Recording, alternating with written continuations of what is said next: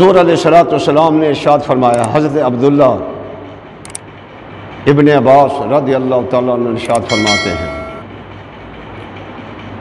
جب قیامت کا دن ہوگا، جو دنیا کے اندر بندہ قرآن پاک پڑھتا ہے، قرآن پاک کی تلاوت کرتا ہے، جب میدان محشر برپا ہوگا، اللہ تعالیٰ اس تالی قرآن یعنی قرآن کی تلاوت کرنے والے سے فرمائے گا، اے میرے بندے، تو قرآن دنیا کے اندر میرے کلام کو پڑھتا تھا، میرے کلام کی تلاوت کرتا تھا بڑی محبت کے ساتھ، پیار کے ساتھ، اب یوں کر قرآن مجید کو پڑھنا شروع کر دے اور جنت کے درجوں پر چڑھنا شروع کر دے، اور ترتیل کے ساتھ، آرام آرام کے ساتھ قرآن مجید کو پڑھے۔ تو حضور علیہ السلام فرماتے ہیں کہ وہ تالی قرآن جو ہوگا، قرآن کو پڑھنے والا قرآن کو پڑھنا شروع کر جائے گا اور جنت کے درجوں پر چڑھنا شروع ہو جائے گا، اور جہاں اس کا آخری حرف ہوگا، جہاں آخری آیت ہوگی، وہاں اس کا جنت میں اونچا مقام ہوگا۔ یہ اللہ کے پیارے نبی نے ارشاد فرمایا۔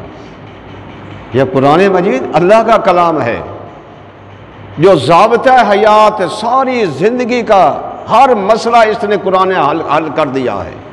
بندے کے بچپن سے لے کر موت تک جتنے بھی مسائل بندے کو آتے ہیں، جس حالت میں آتے ہیں، چاہے وہ امیر ہو، غریب ہو، حاکم ہو، محکوم ہو، کسے باشد، کوئی بھی ہو، تمام مسائل جو ہے قرآن مجید حل کرتا ہے۔ لیکن افسوس کی بات یہ ہے کہ آج کل ہم نے قرآن کو چھوڑ دیا ہے۔ حضرت عمر فاروق رضی اللہ تعالیٰ عنہ، آپ کا دور خلافت تھا، آپ کا ایک بیلی تھا، دوست تھا، گاؤں کے رہنے والا، پینڈو جسے کہتے ہیں، دیہات کے رہنے والا۔ جب دیکھا اس نے کہ فتوحات بہت ہو رہی ہیں تو وہ حضرت عمر فاروق کے پاس آیا، آپ کا دوست تھا،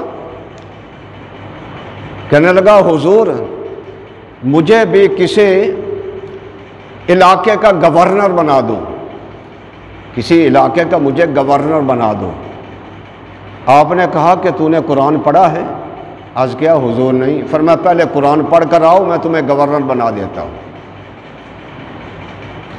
پہلے قرآن پڑھ کر آؤ، پھر تمہیں گورنر بنا دیتا ہوں۔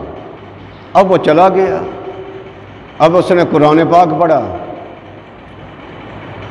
لیکن وہاں اس وقت معیار کیا تھا؟ قرآن پاک کا اصل علم جو ہے یہ علم ہے جس پر ثواب بھی ملتا ہے، اجر بھی ملتا ہے، اور قیامت کے دن جس کے یہ شفاعت بھی کرے گا۔ اصل علم یہ ہے۔ یہ جو انگریزی کا علم ہے یا دوسرے علوم ہیں، ان کا کوئی فائدہ نہیں ہے۔ دنیا انسان کما لیتا ہے، مر جاتا ہے، کب جاتا ہے۔ بچہ پیدا ہوا، پڑھنے لگ گیا، پھر اس کے بعد نوکری مل گئی، نوکری کے بعد پھر کیا، موت آ گئی، اس کے علاوہ کوئی حال نہیں ہے۔ لیکن افسوس کی بات، آج ہمارے ملک پاکستان کے اندر جتنا زیادہ پرچار انگریزی یا دوسرے علوم کے طرف ہے، قرآن مجید کے طرف کوئی علم نہیں، کوئی پرواہ نہیں ہے۔